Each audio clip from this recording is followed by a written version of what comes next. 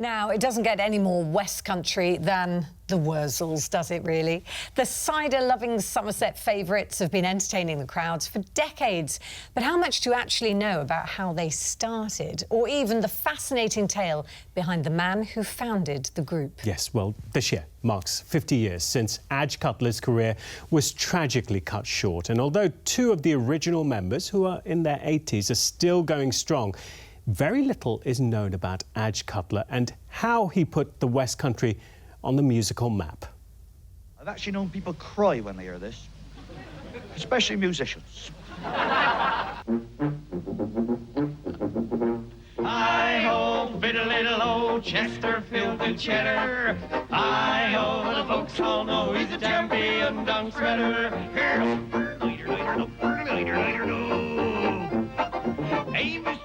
Adge Cutler was a true original.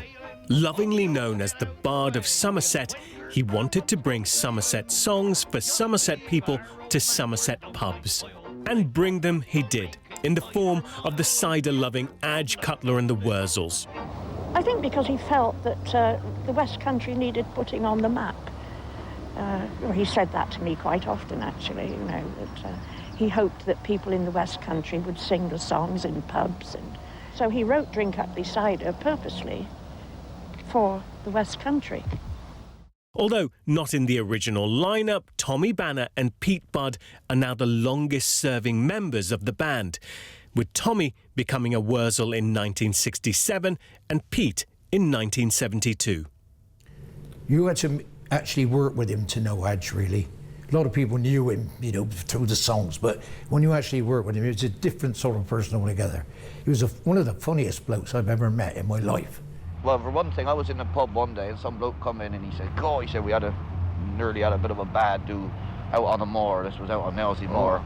And he said, "Oh, Frank so-and-so," I forget his name now, he said he fell in a big ream down over there by Ticknam. He said, thought he was a gunner. Had to give him artificial insemination to bring it around. We were just backing musicians, really. Adge was the one they came to see. There's nobody who could write a song like him. He was before his time. Oh.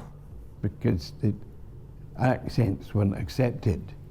Everybody at the BBC spoke with the same accent, and everybody probably on ITV spoke with the same accent. And he came along with this Somerset sound. Oh, yeah. Even in his songs that he wrote, he used to use the West Country ease to rhyme with words, isn't, casting, backing, and all that sort of passing.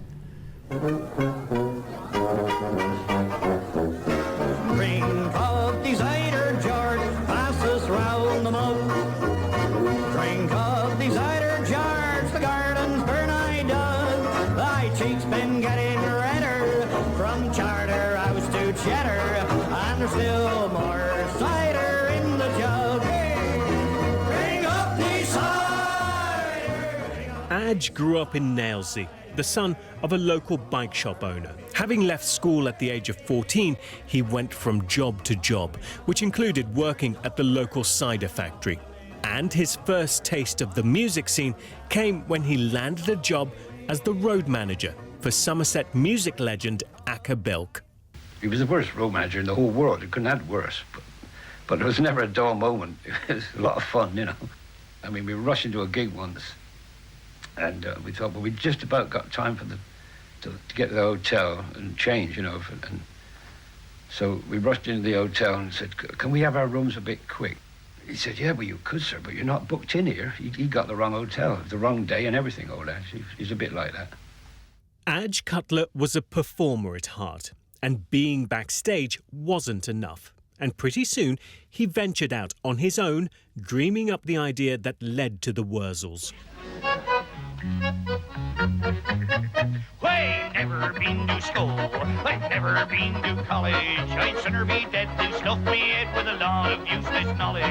Never couldn't see no point in history, for I weren't there and I don't care. So don't tell I telly, come on, don't tell I telly. That's my philosophy. When folks do fuss and start across, don't tell I telly. Adge had been a hit in the local pubs, but he wanted more, to take his unique brand of music out of Nailsea and introduce it to the world.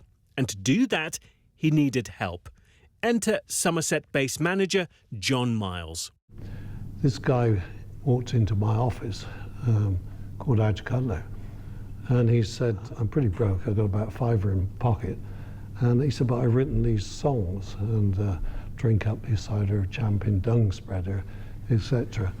And he said, I've sung them in a few pubs and they go down well, and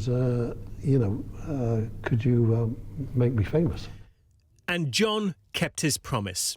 So I rang producer EMI, who I dealt with a lot, a guy called Bob Barrett, and I said, I've got this new act, Bob, and I said, they're called Adge Cutler and the Wurzels. He said, well, what do they do? I said, well, he writes lots of songs, Adge does. Yeah, well, what does he write songs about? I said, well, manure and cider, like Champion Dung Spreader, and I'm Drink Up the Cider. And I think he thought I was mad. But John's faith in Adge's talent paid off. EMI signed the band, with the first album recorded not at Abbey Road, but in this room, above the Royal Oak pub in Nailsea. It turned into a raucous night, with a growing crowd and free-flowing cider. And despite a few nerves, the record was a success. Adge had achieved his dream of putting his Somerset and West Country sound on the musical map.